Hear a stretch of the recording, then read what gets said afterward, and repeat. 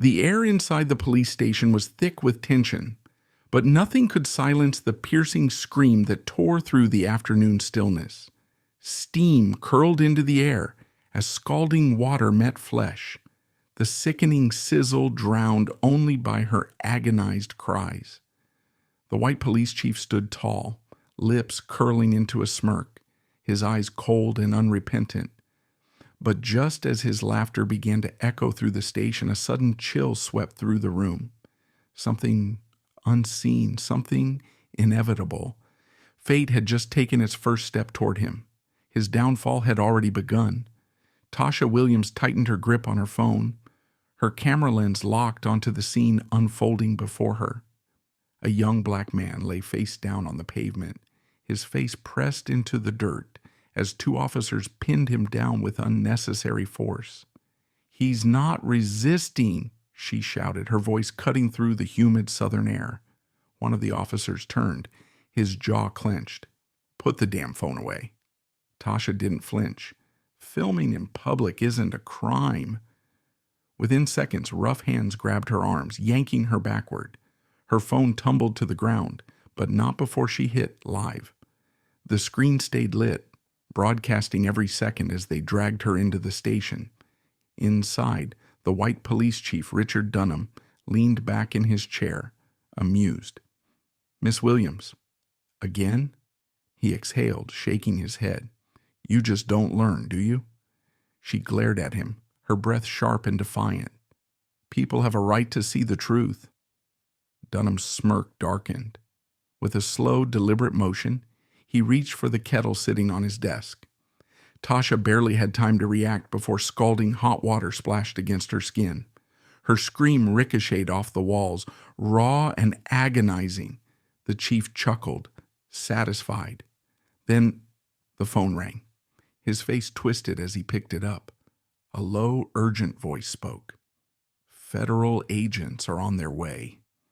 The searing pain across Tasha's arm blurred her vision, but her instincts took over. Survival, justice, exposure.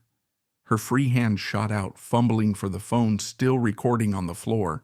She gritted her teeth, using the moment of distraction to roll onto her side, snatching the device. Her face twisted in pain, but she pressed the screen, broadcasting. The video streamed live, her voice hoarse but defiant. "This is Tasha Williams reporting from inside the Bridgestone police station. The police chief she gasped, pain flaring in her nerves. "Threw boiling water on me. Look at his face. Look at your justice system." Outside, notifications exploded across social media. Her journalist network picked it up, retweeting and sharing the horrifying scene. Thousands watched, then tens of thousands, then millions. Meanwhile, across the station, a rookie officer, Kyle Hendricks, stood frozen near the vending machine, heart pounding. His body cam, still recording, had captured everything. He swallowed hard. He had joined the force believing in justice. But standing here, watching Chief Dunham smirk after torturing a woman in cuffs, made his stomach turn. His hand trembled as he reached down and tapped his radio. "This is Officer Hendricks. I need to report something. Urgent." The dispatch officer hesitated. "Copy that, Hendricks." "What's going on?" Hendricks glanced around. His heartbeat roared in his ears. "They'll kill me for this." His fingers hovered over the button. Then he pressed it. "I have evidence of a crime inside the station. Send internal affairs, now." Outside, the crowd exploded. The live stream had been running for less than 5 minutes, but the impact was instant. A mob of protesters and activists surged toward the police station, their voices a mix of rage and urgency. "Justice for Tasha! Justice for Tasha!" Phones were held high, recording every movement. People banged on the doors, demanding answers. News reporters rushed to the scene, shoving microphones toward officers guarding the entrance. Inside, Chief Dunham's smile faded. The blood drained from his face as his office phone rang again. "Sir, we have a problem." A panicked officer stammered through the receiver. "The station's surrounded." Dunham whipped around to Tasha, who was now breathing heavily but still filming. His hands clenched into fists. "You think this changes anything?" His voice was a low growl. "You're just another loudmouth nobody, and nobodies disappear." Tasha, sweat and tears mingling on her face, gave a weak but defiant smirk. "You sure about that?" A deafening crash echoed through the station. A rock through the window. Tasha's network had just pushed the video to national media. CNN, MSNBC, and local networks had picked up the footage. The police department was under siege. "Shut it down," Dunham bellowed. "Shut everything down now." His officers scrambled. Phones were confiscated. The internal CCTV system was wiped. "Find her phone," he snarled, "and destroy it." But they were too late. Officer Hendricks had already slipped into an empty office, plugging his body cam footage into a station computer. His hands trembled as he transferred the file onto a secure drive. He typed frantically into an anonymous email client. To Internal Affairs, subject, urgent, police brutality evidence. His pulse thundered as he hit send. Then his office door slammed open. Hendricks froze. Chief Dunham stood in the doorway. His eyes were filled with fire. The station was chaos. Protesters pushed against the barricades outside. Officers were growing visibly nervous. Then a fleet of black SUVs roared up to the station. Federal agents. The moment Dunham saw them, his confidence shattered. The lead investigator, Special Agent Robert Keaton, stepped out. His crisp suit was spotless, his movements precise. He held up a badge. "FBI, we're here for Chief Dunham." Inside, the chief stood frozen. Beads of sweat trickled down his brow. His empire of fear was collapsing. As Keaton and his team entered the building, Dunham whirled around to his officers. "Listen up. We control this narrative." His voice was sharp, commanding, but there was a tremor beneath it. "No one says a word about what happened today. We clean this up now." A few of the senior officers nodded, but others, especially the younger ones, looked uncertain. That's when Dunham realized it. His own men were losing faith in him. Hendricks, still shaking, felt his phone vibrate. Email received. Internal Affairs had the footage. And now? It was only a matter of time before the truth came crashing down. As the chief barked desperate orders, trying to hold his crumbling kingdom together, a single thought flashed through Hendricks's mind. It's over. But the worst was yet to come. Chief Dunham's hands flew across the keyboard, his breath shallow as he accessed the station's security system. He clicked through the footage, scanning for any evidence of what happened to Tasha Williams. The moment he found it, his fingers hovered over the delete button. A deep breath, one click, and it would all be gone. "Sir, we have a problem." Dunham jerked his head up. One of his officers stood at the doorway, his face tense. "The video's already out. That rookie Hendricks, he sent it to Internal Affairs." For the first time in years, Dunham felt panic creep into his chest. "Where is he?" Dunham's voice was cold, controlled. The officer hesitated. "Trying to leave, sir." Dunham's jaw clenched. "Bring him to me." Outside, the protest had escalated into a full-blown riot. A group of officers stood behind barricades, their shields raised as protesters pushed forward. Then, tear gas canisters launched. The screams that followed were deafening. People stumbled backward, coughing, eyes burning. Rubber bullets fired into the crowd. A woman collapsed to the ground, clutching her bleeding arm. The air reeked of smoke and chaos, but the crowd didn't back down. They grew louder. "Justice for Tasha!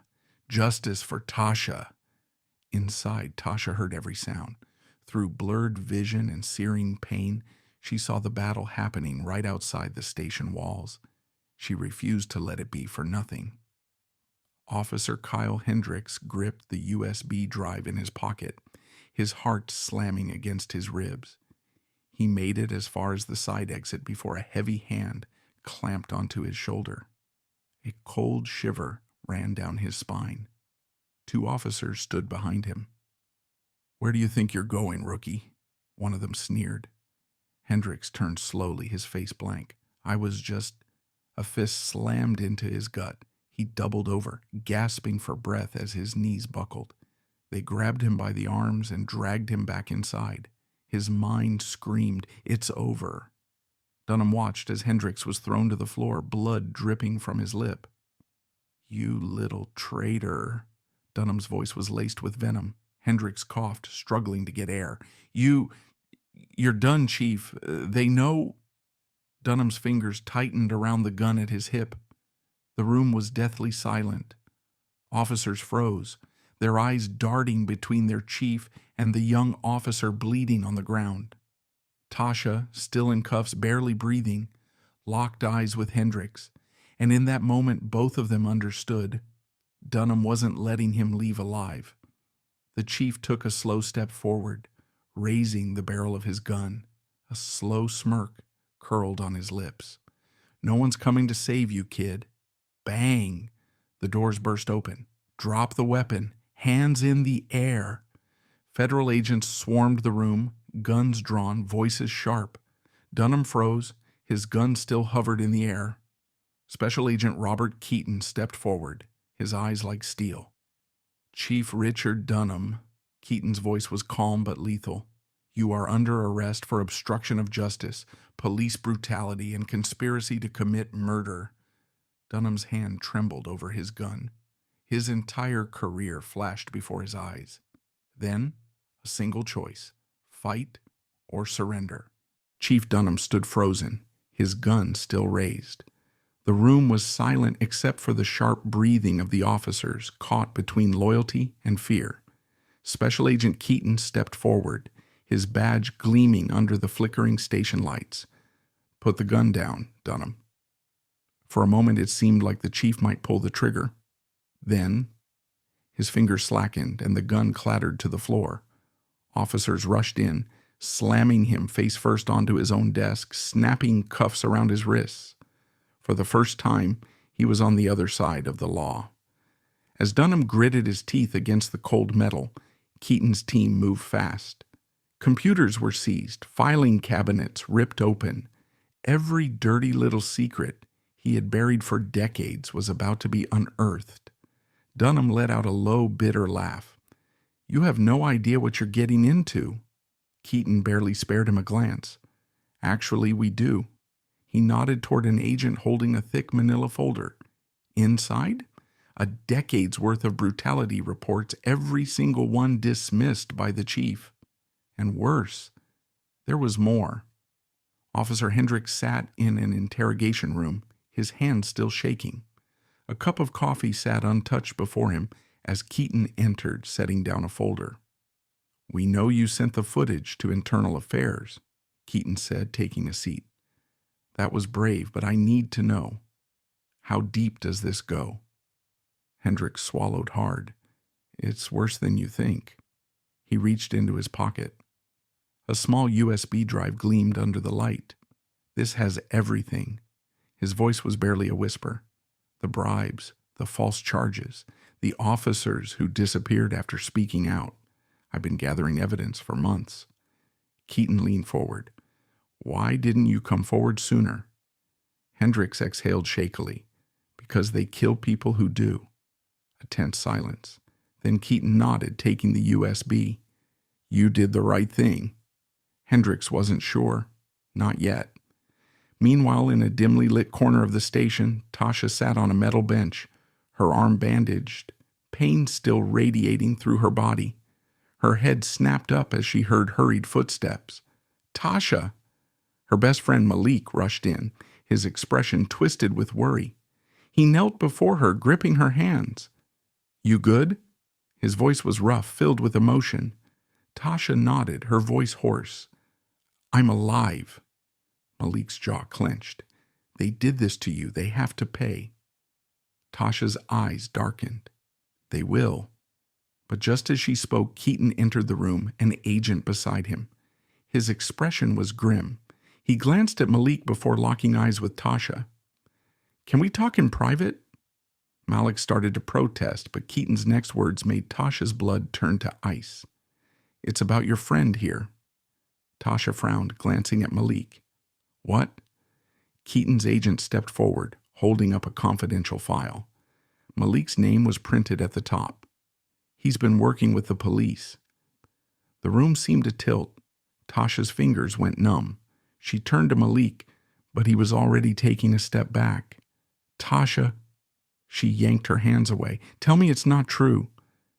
Malik's lips parted. He looked trapped, but he didn't deny it. Keaton's voice was flat. "He's been feeding information to Dunham for years. He's the reason activists kept getting arrested before protests. He tipped them off." Tasha's breath hitched. "How could you?" Malik's face twisted in pain. "I didn't have a choice. They threatened my family." Tasha stood slowly. Her entire body trembled, not from pain, but from rage. "You had a choice, and you chose them." Malik's face crumbled. She turned away. He wasn't worth her anger anymore. Keaton signaled his agents. Two of them grabbed Malik, leading him away. "Tasha, please." But she didn't look back. Outside, the station was drowning in reporters. News vans lined the streets. Every major network was here. Tasha stepped out, still weak but standing tall. Microphones and cameras swarmed her.